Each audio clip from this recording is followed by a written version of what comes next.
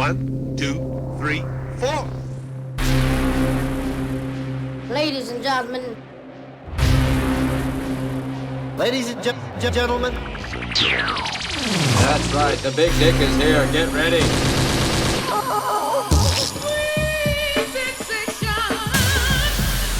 Ready to start?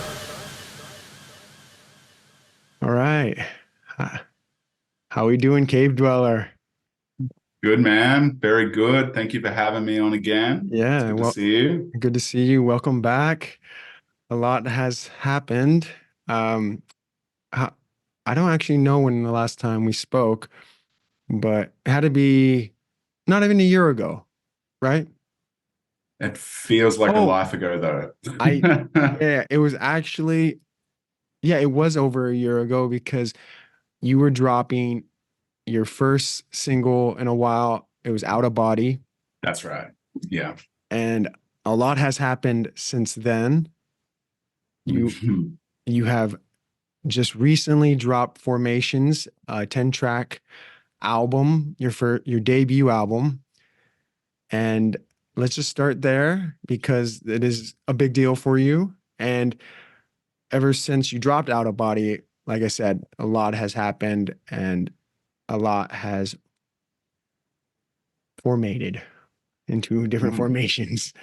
So yeah, however you want to dive into Formations, and we'll just pick up from there.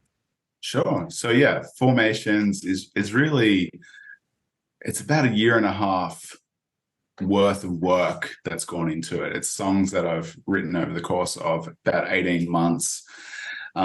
So the way I see Formations is, for one, it's sort of an experimental sort of LP. It was me experimenting with different, sounds, grooves, genre, as well as a method of discovering and exploring my sound as Cavedweller. So I feel sort of emotionally bonded to Formations. I see this as the summation of what I'm calling the first chapter of this journey as Cavedweller, as a music producer. So some of the songs on there, some people may have already heard, but it's about 50% totally new material as well. That's brand new to the world. So I'm just really excited to get it out there, and I'm already, getting some nice feedback about it. So that's really validating and encouraging. Yeah.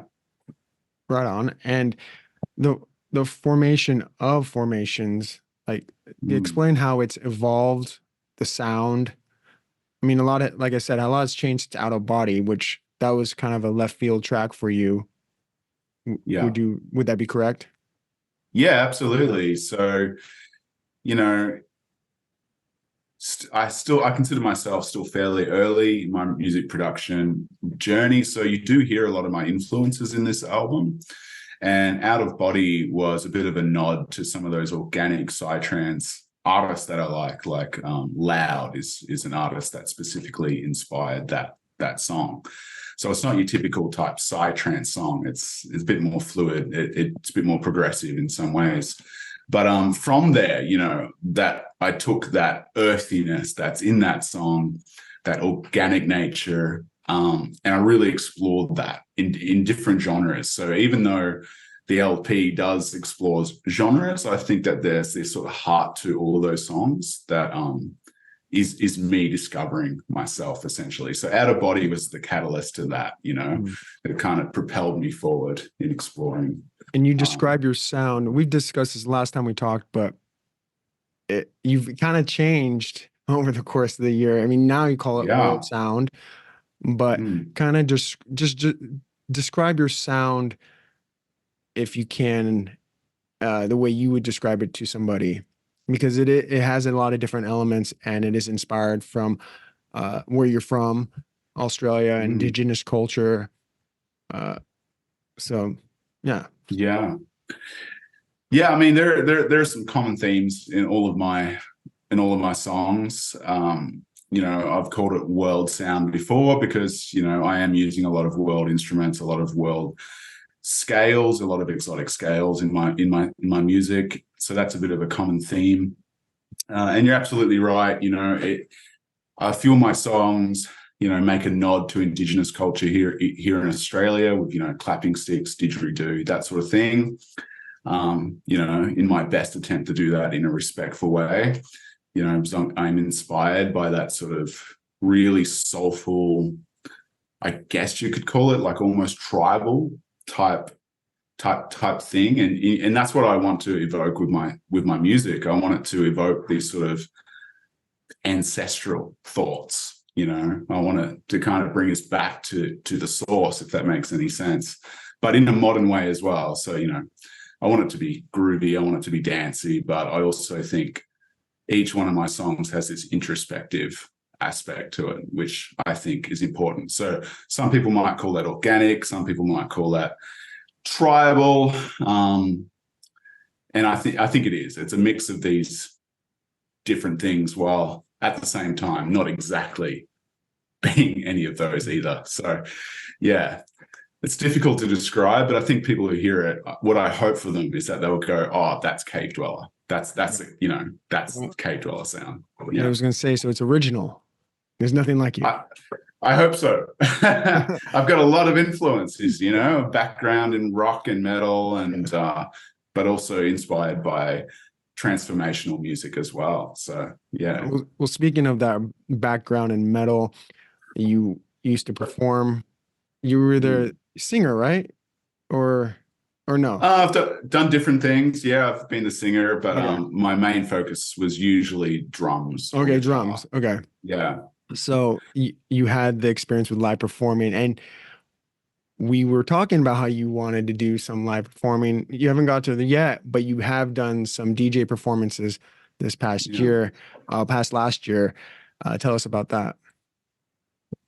Yeah, I was really excited to get on the decks, specifically because the type of show I want to be performing at is what we call bush doofs in Australia, right? What does that explain? Yeah, so a bush doof is a transformational festival. You could call it a psychedelic festival, but it's always set outside. It's usually on a property. Some of them are kind of renegade, kind of off the books type shows. Organic, yeah, totally. Sometimes the legality is questionable, but that's the type of show I want to play, and everyone who plays at those shows is DJing. So I thought, that's the type of audience I want to hear my music, so I need to learn DJing. So I've gone ahead and got myself some decks. I've played a couple of shows. I've done some DJ mixes for different things, and I love it, man. Like, I'm obsessed with it. I think it's so much fun. Just the art of DJing is blowing my mind, how cathartic it is. Anyway, but yeah, eventually I hope to do some live stuff as well. I've had people ask me about that, and they're like, we think this could suit a live performance, and it's something you've mentioned to me before. So I'm just in the process of thinking about that. How do I do that? How can I make that transportable? What is the practical aspects of it? And I guess I'm learning about that by watching others and how they present this sort of thing in a live type setting. So it's in here, and I'm definitely going to be working on it. I'm sure you know or have seen plenty of artists that have done live shows that are electronic music based. So that would be a good way to kind of study and learn more about it and see how they do it. Because, it's a different, obviously it's a different show than a DJ set. But I think I've said this before, your music would be perfect for that. I feel like, because it's not one fit genre. A lot of it is down tempo, but they're all individual tracks that can be enjoyed by themselves. And just on that point, I do have a bit of a dream. I do have a bit of a picture of how I would want the live performance to be. I kind of see myself doing a hybrid set, some of it's DJ based, but I'd also love to have collaborative artists come up and join me on stage. I'm in the process now. I think it'd be wonderful to work with someone who can play the didgeridoo, for example, and have them up there with me. I just think that'd be powerful. Yeah. So if you play didgeridoo, guys, hit me up. So I'd love to work with someone. Oh yeah, that would be dope. Have kind of like a little orchestra. Yeah, yeah, just interesting instruments and singers. It'd just be awesome. I've seen a couple, like, Moby, right? Yep. Yeah, I saw him. He played with the Philharmonic. Like Amazing. his music is, I mean, talk about surreal, right? Like hear your music from the orchestra. It's quite, mind blowing. I would imagine, seeing that, or I witnessed it, but well, that's a thing now though. Like playing with orchestras, like Opio is another one. Oh, yeah, Opio, yeah, Opio. Yeah. I've seen them live. Oh, have you? Yeah, I'd love to. I've just seen their stuff online with the orchestras and stuff. When you're talking about how did you say it? Bush Doof. Bush Doof. As in doof. Oh, Yeah. Doof. Bush Doof. Like Doof. our Bush Doof out here, they're not Renegade, the more structured festivals. I think I mentioned this one to you, Lightning in a Bottle, which is popular out here. And cool name. I saw Opioid by accident. I didn't even know who they were. A friend knew who they were that I was with, and we just went to one of the stages, and it was fun, super fun set.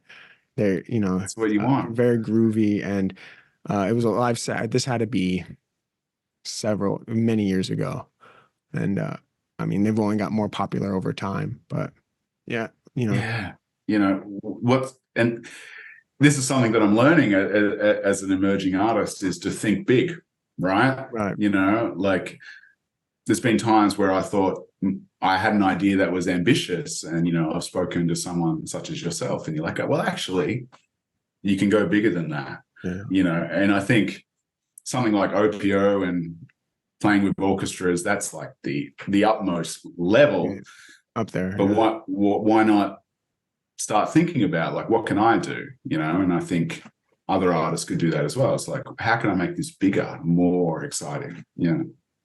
Well, the live show would be very immersive, and it would show you another talent that you have, and skill set. Because I mean, I'm sure you'd be killing it on the drums if that was your main focus as an instrumentalist. So,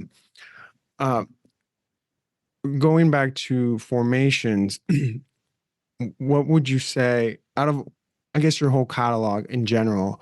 What would you say some of your top records that you have produced, or that are close to you? It could be not even the most popular, but some of the ones that you would highlight that are close from the LP. Yeah. Yeah. You could be different formations or your formations or your whole catalog, whatever. My whole catalog. That's a good question. Some of those songs mean a lot to me. Obviously, Forest Jam is the song that's seen quite a lot of success and kind of helped find my audience.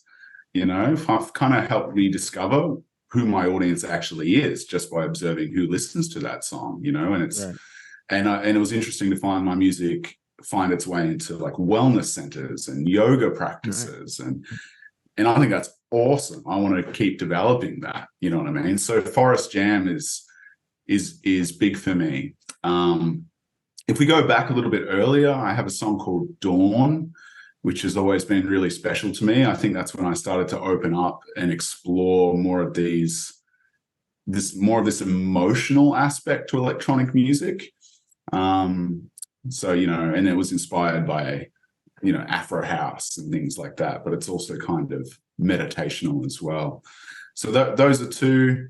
What would you, if it was a random stranger and they're like, you make music, they were asking you, what would you pull out your phone? What would you play them? Forest Jam. Forest Jam. Sure. Yeah. Yeah. Look, I think that song surprised me because I think it's quite different. I think it's a little bit odd. It's a little bit strange, but it really worked, and I've had people like just randomly tell me how this song affected them. Wow. And I'm like, so definitely Forest Jam. It has some sort of appeal that I'm very happy about. Well, it has to me, it has a wide age range and fan base. Yeah. I think young, very young to very old will appreciate it. It can attract the age range demographics, I think is pretty wide and large. That's what I would think. And it can cater, like you said, to yoga studios and wellness studios. And once it gets in there, it's just they're playing it in their classes on repeat, which is great for you, But this at someone that could be elderly can enjoy it to someone very young. I think you hit a you hit a good spot with that, like with I mean, it was not intentional, obviously, because you didn't say that. And I mean, when I heard it, I thought it was a good track. I didn't know how to explode like you thought as well. So that's what happens though. You never know exactly what's going to pop and what the audience is going to like. You may have it close to your heart and you may think it's a hit, but you don't decide, right? No. And you're absolutely right. Like, I get surprised because the songs that I think, oh, this is commercial, this has like this sort of commercial appeal, I haven't probably done as well as the songs that I was nervous about. The songs that I was like, okay, this is actually, I'm not sure how people are going to take this because I've taken a risk on this one. But those are the songs that continuously seem to be doing the best out of all the songs that I'm releasing. And so I think for any other artist out there, I think there's something about feeling a little bit nervous and taking those risks that produces the best type of music. Like, just to mention another artist at the moment, Tama Impala, the Australian sort of psych rock band. Right. Kevin Parker from that band was saying, as an artist, if you're not nervous about what you're putting out there, then you're playing it too safe. And I'm starting to learn this and trust myself more. And I think that's going to help me produce more interesting music, I hope, is being in that space. Yeah. And so you are producing more interesting music? I've got a lot of music on the way, man. I've got so much. I've got this album and I love it, love this, and we're going to focus on it. But yeah, no, I'm already working on the next album, and I've already got another EP that's waiting there. So yeah, so lots and lots of stuff. That's sweet. If we backtrack even before out of body, what was your mindset? Like because you released Primitive Funk, sorry, Primitive Funk, and like I said, a lot has happened. You've gained quite a bit of a following. People are listening to your music. What was your mindset going to 2023? And I mean, were you confident? Did you think you were going to keep on pursuing music? Yeah. I mean, to get real for a minute here, I released Primitive Funk and I was really, really happy with that.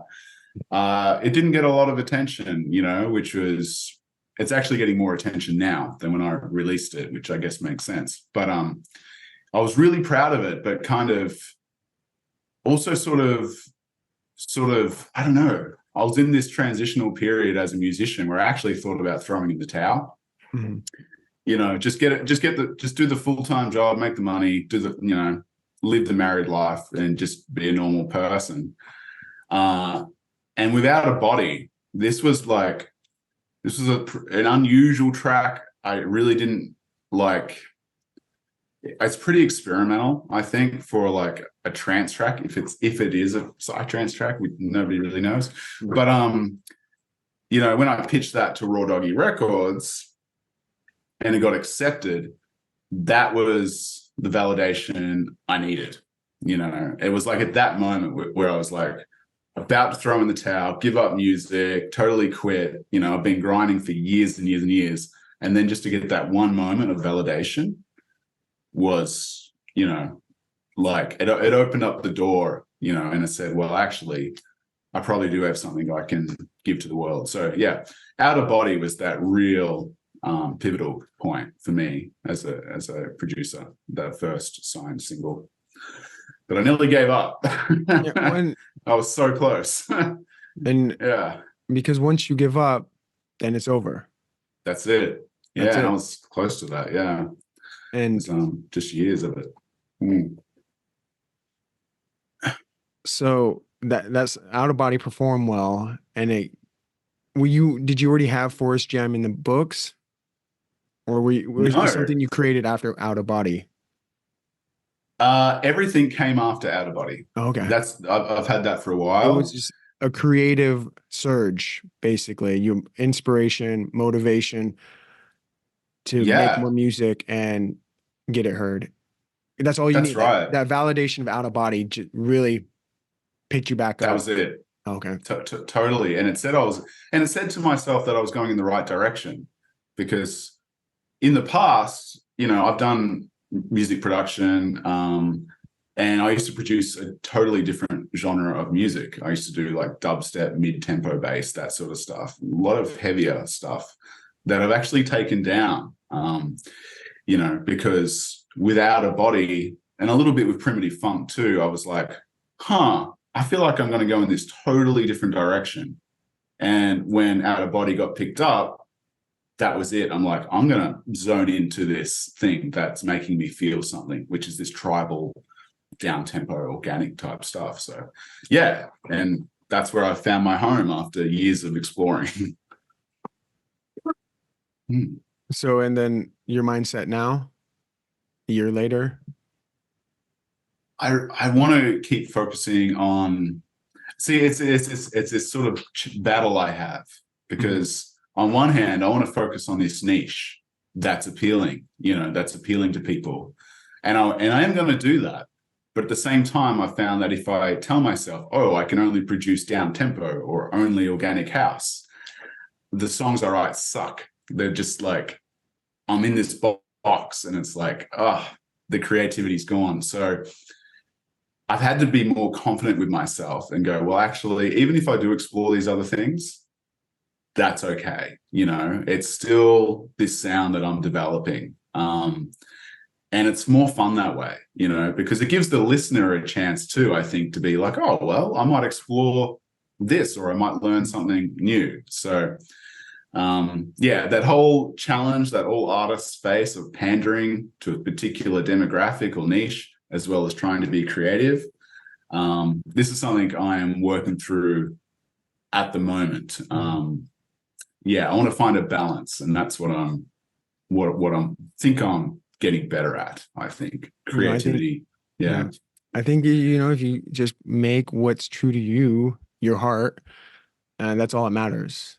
You can get so caught up, especially if you have a good, say you got a hit, people love it, you want to do more like that, but it's almost manufactured, forced, right? That's right.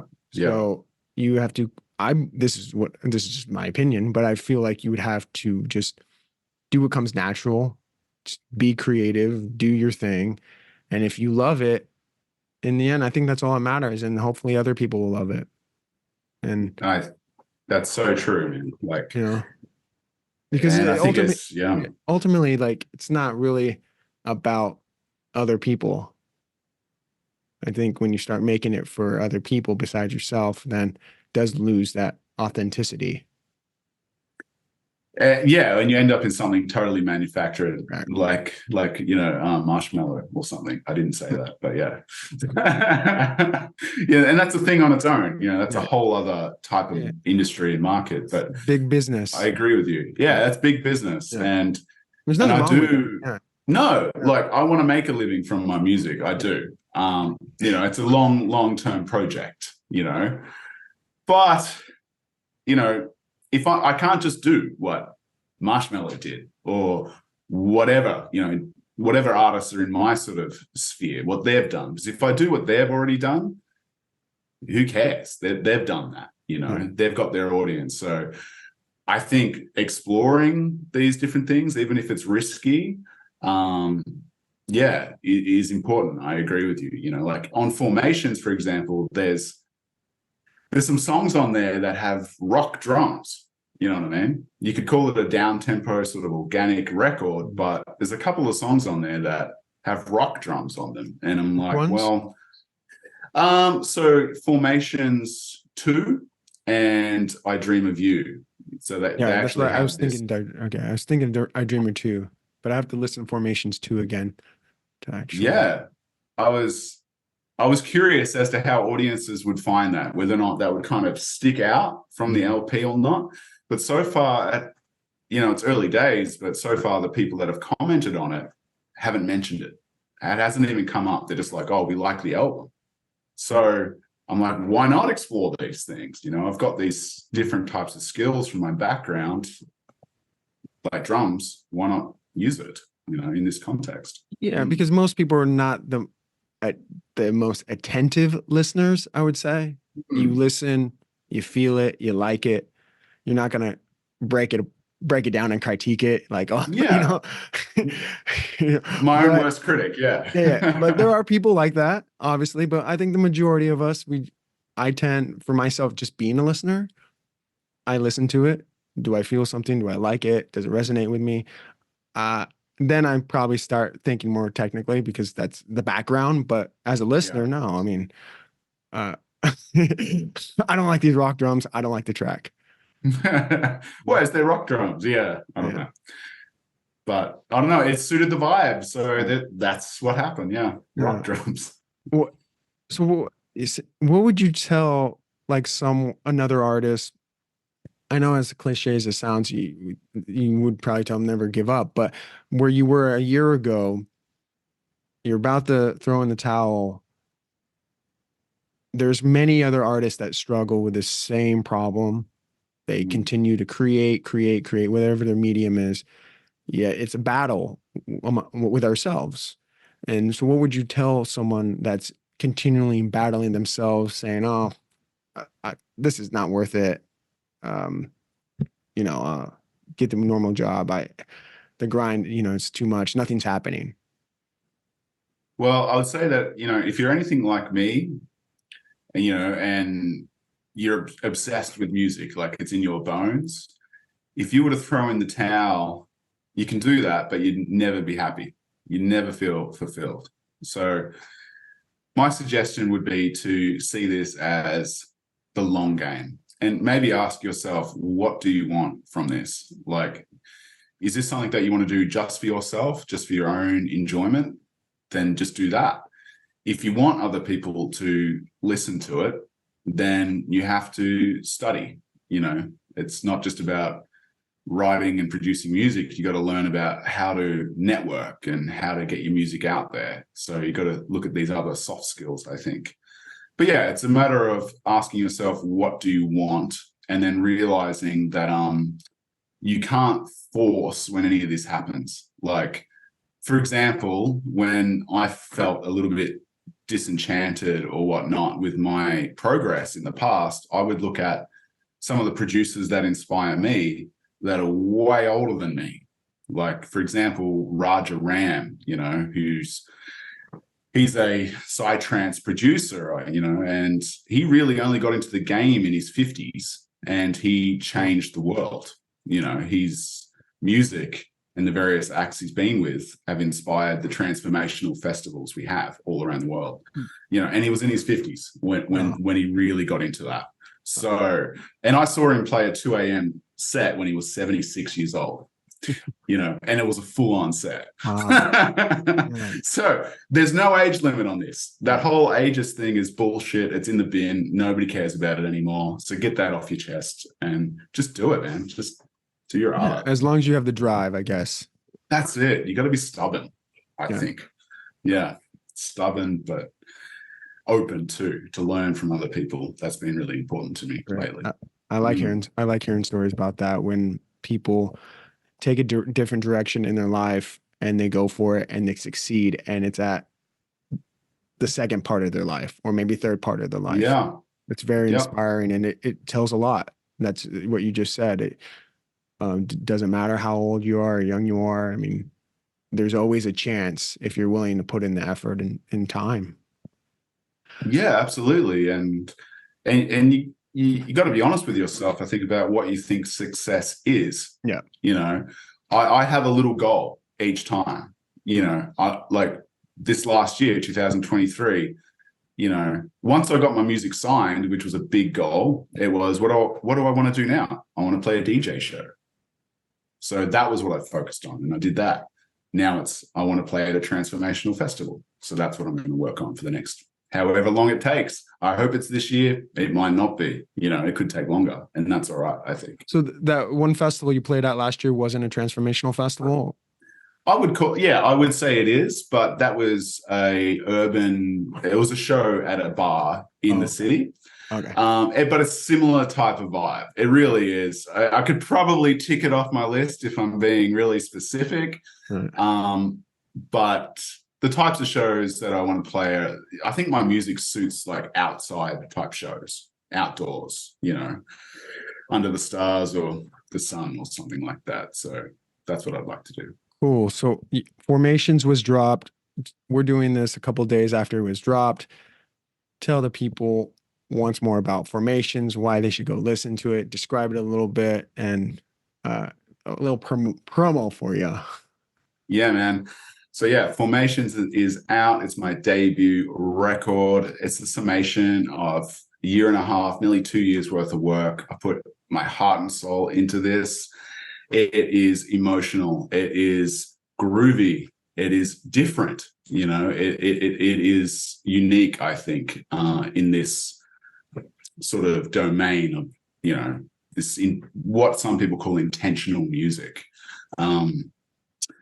So yeah, you know, I think that there's something in it for everyone, even for people that aren't into this sort of, you know, psychedelic out there tunes. I think if you like meditational tunes, if you want something to relax to, I've got that for you. And also if you want to get up and boogie, I've got that for you too. So it's a good mix of tunes, and I think you should go out and listen to it right now. Sweet. Available on all streaming platforms. And I wanted to add one more thing. You made a special song for somebody on there. It's called I Dream of You. Yeah. You want to talk about that for really quick? Yeah. So I wrote a song for my wife. It's called I Dream of You. It's the last song on the record. It diverges a bit from the other songs. It's a piano type, like post-rock song almost. It's different. But my first ever debut show that I played in Melbourne, just before I went up to play the show, my wife broke her leg. And I didn't know about it until I'd finished my set. She actually sat there in the audience without telling anyone for the entire show to give me support so that I could do this show. And it was at the end of the set where she's like, we need to go to hospital. And it was severe, you know, it needed surgery, and it's taken months to recover. But I was fortunate enough to be welcomed back to a second show. So to sort of show my respect to her, I tributed the show to her. And I Dream of You is the last song that I played at that show. Yeah, so it's a special song to me. It's a very meaningful song. And I think it's one of the more emotional songs on there too. So anyway, that's the story. Yeah. It has an interesting bass. Yeah. I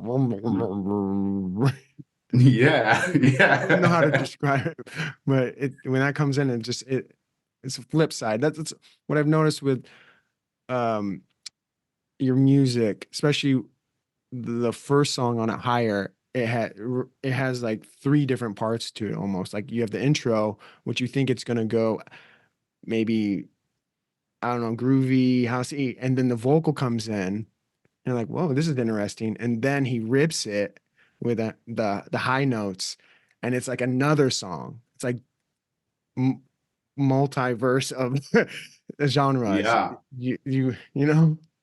Yeah. I mean, I've always done that. It's, you know, some people might call it eclectic. Other people might call it dynamic. You know, it depends on your subjective view of that. But I like to surprise the audience. Right. That's a big part of it too. I like to surprise myself.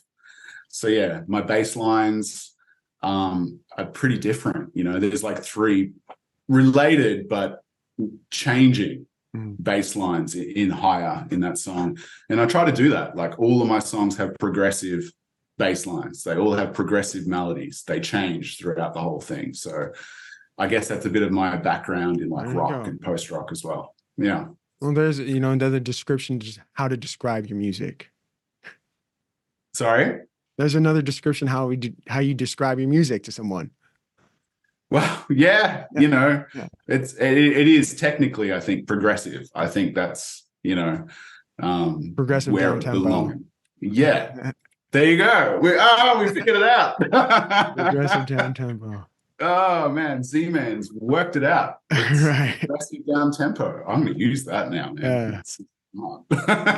We'll find out, figure out some more descriptions and labels later. But I appreciate your time. I hope everyone streams your album, streams your music. I know there's going to be a lot more in the future, and I'm happy that you didn't quit music, because I've always been a fan, and I like your music. I love your music. Keep doing it, and good things will happen. Thank you, man. Thank you for making dreams a reality and for supporting this music. Thanks you. All right. Okay, good. Thank you. All right. Over and out. Peace. See ya. Tasty Tuesdays!